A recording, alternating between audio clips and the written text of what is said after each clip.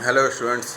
आज का टॉपिक बहुत ही इम्पोर्टेंट है जो मर्चेंडाइजर के रोल में आता है। ये इस टॉपिक पे इस टॉपिक में घुस के बारे में जानना बहुत ही ज़रूरी है। इसके बिना एक मर्चेंडाइजर परफेक्ट हो ही नहीं सकता, ना ही इसके बिना कोई शिपमेंटें जा सकती है। आज के टॉपिक का नाम है हमारा कॉस्टिंग। कॉस्टिंग का मतलब वही होता है कि जो हम प्राइस इंटरनली कैलकुलेट करने के बाद जो हम बायर को कोट करते हैं उसे हम कॉस्टिंग कहते हैं। जो भी प्राइस हम बायर को बताते हैं इस गारमेंट का ये प्राइस होना चाहिए, वही प्राइस बायर उस प्राइस को अगर कंफर्म कर देता है उसे हम कॉस्टिंग कहते हैं, उसी प्राइस को हम कॉस्टिंग कहते हैं।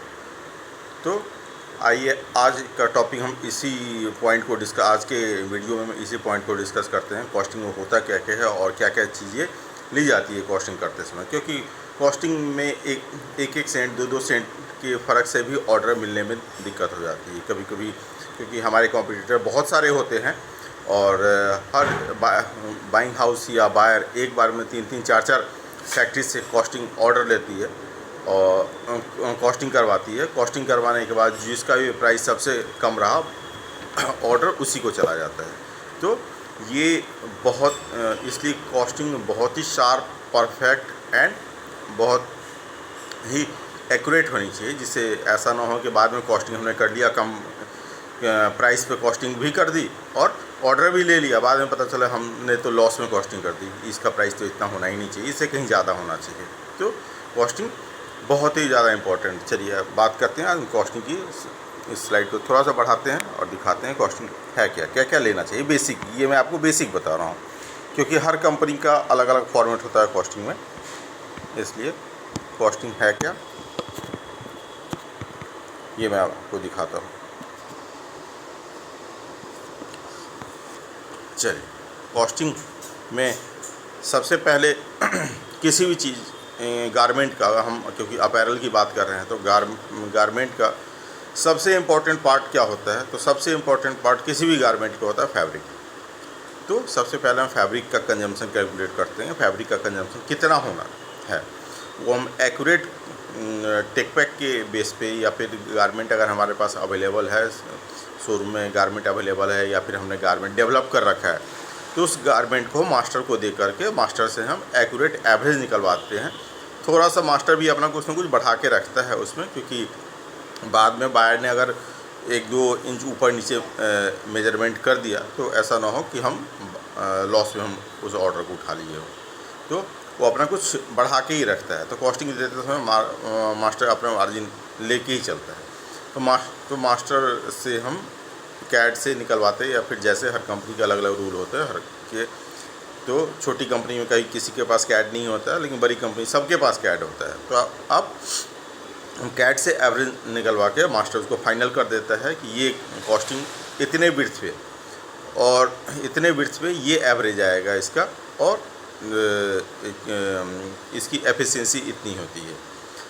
सो इसमें वेस्टेज कम हो या रहा है, ज़्यादा हो रहा है, इसलिए बहुत जगह होता है कि हम डिफरेंट फैब्रिक विड्थ पे भी कॉस्टिंग करते हैं। कुछ कंपनियां मिलमेड फैब्रिक पे, मैक्सिमम कंपनियां मिलमेड कंपनी फैब्रिक पे काम करती है, और कुछ कंपनियां पावरलूम पे भी काम करती है, वो छोटी छोटी कंपनियां करती है। तो क्योंकि कुछ ऐसे गारमेंट होते हैं कि 40 इंच में ही परफेक्ट बैठते हैं, अगर हम 52 इंच लेते हैं फैब्रिक तो वो शायद कुछ वेस्टेज भी हो जाता है। और बहुत ऐसे गारमेंट है जो 100% 52 इंच भी परफेक्टली बैठता है, 40 इंच पे बैठता ही नहीं है। तो डिपेंड करता है, ये गारमेंट टू गारमेंट वेरी करता है। तो कॉस्टिंग उसी बेस पे होता है जो फैब्रिक आपके पास, जिस फैब्रिक के विड्थ पे आप काम कर रहे हैं।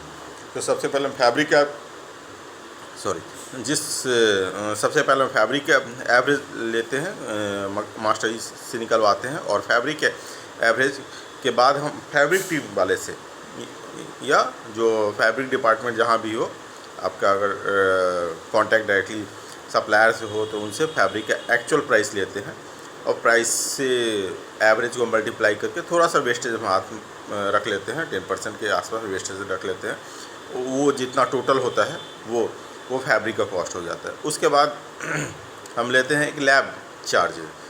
किसी भी गारमेंट को बनाने के लिए बायर उसकी टेस्टिंग ज़रूर करवाता है, तो उनका लैब चार्ज लेते हैं, जो एक बेसिक फैब्रिक की टेस्टिंग के लिए होता है एफपीटी, उसके बाद जीपीटी होता है। तो डिपेंड करता है फैब्रिक गारमेंट की क्वांटिटी पे, 5 रुपये से 10 रुपये के बीच में जनरली ले लिया जाता है। उसके बाद तीसरा पॉइंट आता है, अगर क्योंकि टोटल मिला के होगा 10,000 के आसपास आ जाते हैं, और तीन चार 5,000 पीस की क्वांटिटी होती है तो 2 ढाई 3 रुपये भी पड़ जाते हैं, उससे ज़्यादा नहीं पड़ते हैं, इसलिए हम 5 से 10 के बीच में ले लेते हैं, डिपेंड करता है ऑर्डर क्वांटिटी। अब 200 पीस पे तो बायर टेस्टिंग करवाएगा नहीं, वो जनरली नहीं करवाता है। बड़ी बड़ी क्वांटिटी 5,000 से ऊपर की होती है तो उतने में टेस्टिंग करवा लेता है, तो हमारा लगभग बैठ जाता है 5 से 10 रुपये के बीच में, उससे कम में ही बैठ जाता है अगर अच्छी क्वांटिटी आ जाती है। किसी का 20,000 पीस की क्वांटिटी आ गई तो 2 रुपये 1 डेढ़ रुपया भी ऐसे करके बैठ जाता है एक और कॉस्टिंग का, क्योंकि बायर जीपीटी जो होता है कलर वाइज करवाते हैं तो टेस्ट थोड़े से ज़्यादा हो जाते हैं।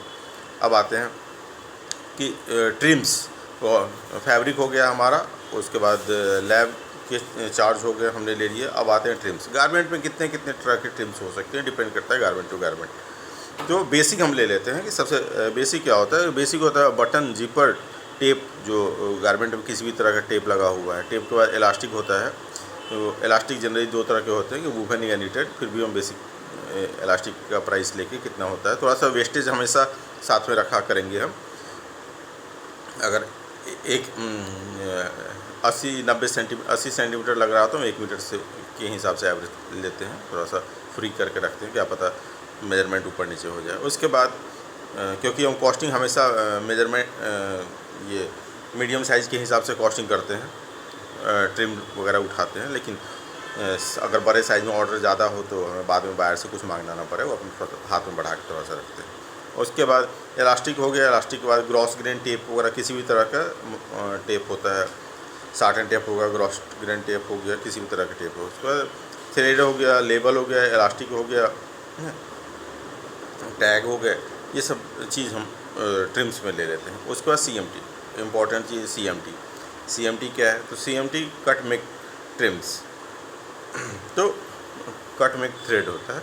तो उसमें किसी भी गारमेंट को काटने से लेके बनाने तक जो कॉस्ट आता है, कटिंग कॉस्ट, मेकिंग कॉस्ट, ये सब कॉस्ट जो आता है उस कॉस्ट को हम CMT कहते हैं। तो CMT हम छोटी फैक्ट्री में तो फैक्ट्री के प्रोडक्शन वाले ही बता देते हैं, बड़ी फैक्ट्री में उनके कुछ फार्मूला होते हैं, SMV वगैरह सबसे निकालते हैं कि 1 घंटे में कितने पीस निकलते हैं, उसके हिसाब से कैलकुलेट होता है। तो हर कंपनी के अलग अलग होते हैं, तो वो अमाउंट हम डालते हैं, वो डालते ही अमाउंट कैलकुलेट कर लेता है। 1 घंटे में कितने पीस उतरो, उस हिसाब से खुद ही प्रोडक्टिविटी कितनी आ रही है उस हिसाब से खुद ही कैलकुलेट कर लेगा बड़ी बड़ी कंपनियों में। फिर वॉशिंग, नॉर्मल वॉश है, सिलिकॉन वॉश है, तो 5 से 10 रुपये के बीच में सिलिकॉन वॉश हो जाता है पर गारमेंट का। अगर किसी गारमेंट में डाई हो, डाइंग में बहुत तरह के होते हैं, तो ओवर डाई का गारमेंट होता है, डेनिम होता है जिसमें ओवर डाई करते हैं, डेनिम ट्राउज़र वगैरह में सैंड ब्लास्टिंग करते हैं, और भी बहुत तरह के डाई होते हैं। डिप एंड डाई होता है, किसी में प्रिंटिंग होता है किसी गारमेंट में। तो ये सारे चीज़ हम कॉस्टिंग में ऐड करते हैं और एक्चुअल पूछ लेते हैं कि ये जो भी जहाँ से भी हो के आना है उनसे हम पूछ लेते हैं इसका कितना कॉस्ट लगेगा। तो उनसे एक रिटर्न में जो भी हम लेते हैं, कोई भी इन्फॉर्मेशन किसी भी डिपार्टमेंट से, इंटरनल या बाहर से, उनसे रिटर्न में लेते हैं, क्योंकि बाद में वो बोलेंगे नहीं हमने तो इतना ही बताया था, ये बताया ही नहीं था। तो रिटर्न में हम सब सारा रिकॉर्ड रख लेते हैं।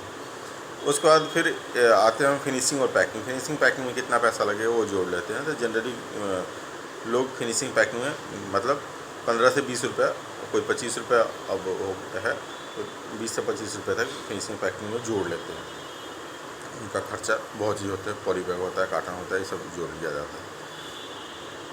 फिर उसको हम सब टोटल कर लेते हैं, टोटल कितना होगा, टोटल कॉस्ट कितना होगा। उस कॉस्ट के ऊपर कुछ ऐसे बाइंग हाउस होते हैं जो अपना कमीशन मांगते हैं, तो उनका 2% से 5% से लेकर जितना भी कमीशन का होता है, बहुत जगह तक नहीं मांगते, लाइजन ऑफिस तो मांगता ही नहीं है, कुछ बाइंग हाउस कमीशन मांगते हैं। तो कमीशन उनका जोड़ के फिर टोटल कर लेते हैं। टोटल को फिर कन्वर्जन, मतलब USD में चल रहा है USD, फिर पौंड में चल रहा है पौंड, जैसे यूरो में चल रहा है यूरो, वो वैसे हम कन्वर्ट करके बायर को कोट करते हैं।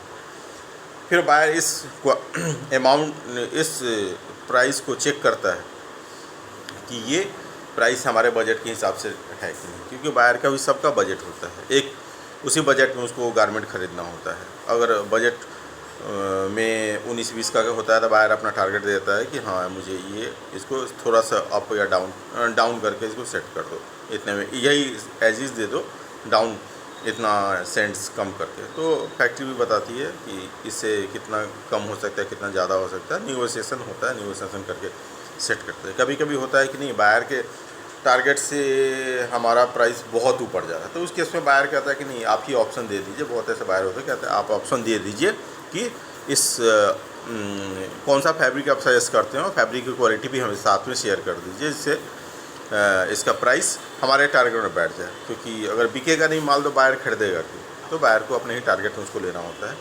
तो वो साथ में फैब्रिक की क्वालिटी सैम्पल वैम्पल सब बना के हम बायर को भेज देते हैं, इस पर बायर कंफर्म कर देता है ठीक है ये प्राइस ओके है। तो जब उसने बायर ने एक या दो बार बैक एंड फोर्थ होता है मैक्सिमम, और कॉस्टिंग क्लोज हो जाती है। अगर वो कंफर्म करना हो, क्योंकि बायर का भी टाइम होता है ना, उस सीज़न में उस ऑर्डर को लेना है और उनके पास बजट होता है इतना पैसा ही इन्वेस्ट करना है पर गारमेंट पे, इतना कैलकुलेट कर ले तो उस ऑर्डर को कंफर्म करते हैं। तो आज का यही टॉपिक था हमारा कॉस्टिंग, कि कॉस्टिंग जो हम पहला कॉस्ट जो बायर को देते हैं और उसको कैलकुलेट कैसे किया जाता है इंटरनली, उस फॉर्मेट को आज हमने डिस्कस किया।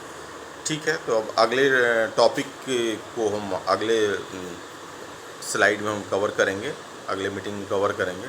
अगर आपको ये वीडियो अच्छा लगा हो तो प्लीज़ इसे लाइक करें और शेयर करें और सब्सक्राइब करें। Thank you.